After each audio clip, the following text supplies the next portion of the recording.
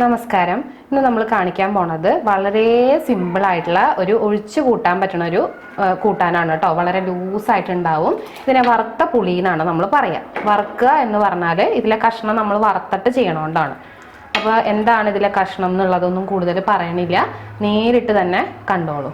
ചുട്ട പപ്പടവും ഈ ഒരു വറുത്ത പുളിയും കൂട്ടിയിട്ട് ഊണ് കഴിക്കാൻ അസാധ്യ രുചിയാണ്. ആദ്യം ഒരു ചീഞ്ചട്ടി അടുപ്പത്ത് വെക്കുക. ചീഞ്ചട്ടിയിലേക്ക് അരിഞ്ഞു വെച്ചിട്ടുള്ള കൈപ്പയ്ക്ക അല്ലെങ്കിൽ പാവയ്ക്ക, അത് കുറച്ച് കനം കുറച്ചിട്ടാണ് അരിഞ്ഞെടുത്തിട്ടുള്ളത്, ചെറുതാക്കിയിട്ട് അത് ചേർത്ത് കൊടുക്കുക. വലിയ പാവയ്ക്ക ഒരെണ്ണമാണ് ഞാനിവിടെ എടുത്തിരിക്കുന്നത്. ഇനി ആദ്യം തന്നെ നമ്മളിതിലേക്ക് വെളിച്ചെണ്ണ ഒഴിച്ചു കൊടുക്കരുത്. ഇത് ഹൈ ഫ്ലെയിമിൽ വെക്കുക. ഒരു 5 മിനിറ്റോളം ഇതിങ്ങനെ ഹൈ ഫ്ലെയിമിൽ വെക്കുമ്പോൾ ഇതിൻ്റെ ഈർപ്പൊക്കെ നന്നായിട്ട് വറ്റി വരും. ശേഷം നമ്മളിതിലേക്ക് വലിയ സവാളയാണെങ്കിൽ ഒരെണ്ണം, കൂടെ എരിവിന് വേണ്ടിയിട്ട് 2 പച്ചമുളക് ചെറുതായിട്ട് അരിഞ്ഞതും കൂടിയിട്ടാണ് ചേർക്കുന്നത്. ചെറിയ ഉള്ളിയാണ് ഏറ്റവും നന്നായിരിക്കുക. ചെറിയ ഉള്ളി എടുക്കുകയാണെന്നുണ്ടെങ്കിൽ കയ്യിൽ നല്ലോണം 2 പിടി അളവിൽ തന്നെ എടുക്കണം.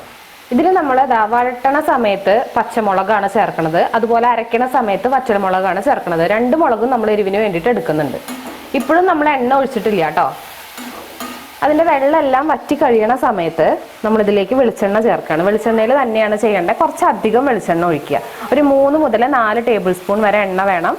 എന്നിട്ട് ഇത് വറുത്തെടുക്കുക. വറുത്തെടുക്കുക എന്ന് പറയുമ്പോൾ ഡീപ്പ് ഫ്രൈ അല്ല, നന്നായിട്ട് പാവയ്ക്കയും ഉള്ളിയും കൂടിയിട്ട് മൊരിയണ ഒരു പാകം വരെ മീഡിയം ഫ്ലെയിമിൽ വെച്ചിട്ട് ക്ഷമയോട് കൂടിയിട്ട് ഒന്ന് വറുത്തെടുക്കുക. കൈപ്പയ്ക്ക് ഒന്ന് വലിയണ സമയം കൊണ്ട് ഇതിന് വേണ്ടിയിട്ടുള്ള അരപ്പുണ്ടാക്കാം. കുറച്ച് തേങ്ങ ചിരകിയത്, അതായത് ഒരു വലിയ പാവയ്ക്കാണ് എടുക്കണമെന്നുണ്ടെങ്കിൽ അതിന് ഏകദേശം 1 പിടി അല്ലെങ്കിൽ 1.5 പിടി തേങ്ങ ചിരകിയതും എരിവിന് വേണ്ടിയിട്ട് ഒരു 3 പച്ചമുളകും മാത്രമാണ് കേട്ടോ. ജീരകം ഒന്നും ചേർക്കുന്നില്ല. കുറച്ച് വെള്ളം ഒഴിച്ചിട്ട് നന്നായിട്ട് അരച്ചെടുക്കുക. ഇതുപോലെ നല്ല ബ്രൗൺ നിറമാണ് ഉണ്ടാവുക. എണ്ണയൊക്കെ വറ്റി വലിഞ്ഞിട്ടുണ്ടാവും. ആ കൈപ്പയ്ക്കയും പച്ചമുളകും ഉള്ളിയും കൂടി നന്നായിട്ട് മൊരിഞ്ഞൊരു വാസന വരാൻ വേണ്ടി തുടങ്ങും. അപ്പൊ കുറച്ചൊരു ഉപ്പ് ഞാൻ ഇടയിൽ ചേർത്ത് കൊടുത്തു കേട്ടോ, പെട്ടെന്ന് വഴണ്ട് കിട്ടാൻ. ഇനി ഇതിലേക്ക് പുളിവെള്ളം ചേർത്ത് കൊടുക്കുകയാണ്. സാധാരണ നമ്മൾ എടുക്കണ പുളിയേക്കാളും ഒരല്പം പുളി, ഒരു നുള്ളു പുളി ഇതിൽ കൂടുതൽ എടുക്കണം. കൈപ്പക്കയുടെ കയ്പ്പ് ഒന്ന് ബാലൻസ് ചെയ്യാൻ വേണ്ടി. ഇതിൽ പൊതുവേ കയ്പ്പ് ഉണ്ടാവില്ല, കാരണം നമ്മൾ അത്രയും വറുത്തിട്ട് ചെയ്യുമ്പോൾ കുറച്ചൊരു കയ്പ്പ് കുറഞ്ഞതുപോലെ നമുക്ക് തോന്നും കേട്ടോ. എന്നാലും പുളി ഇത്തിരി കൂടുതൽ എടുക്കണം. ഇനി ഇതിലേക്ക് ആവശ്യത്തിന് ഉപ്പ് ചേർക്കുക, കുറച്ച് മഞ്ഞൾപ്പൊടി ചേർക്കുക. ഒരു 2 മിനിറ്റ് ഇത് നന്നായിട്ടൊന്ന് തിളച്ചോട്ടെ. ഇനി ഒരു 2 ഇല കറിവേപ്പില ചേർക്കാം. തേങ്ങയും വറ്റൽമുളകും കൂടി കുറച്ച് ലൂസാക്കി അരച്ച് വെച്ചതും കൂടി ചേർക്കുകയാണ്.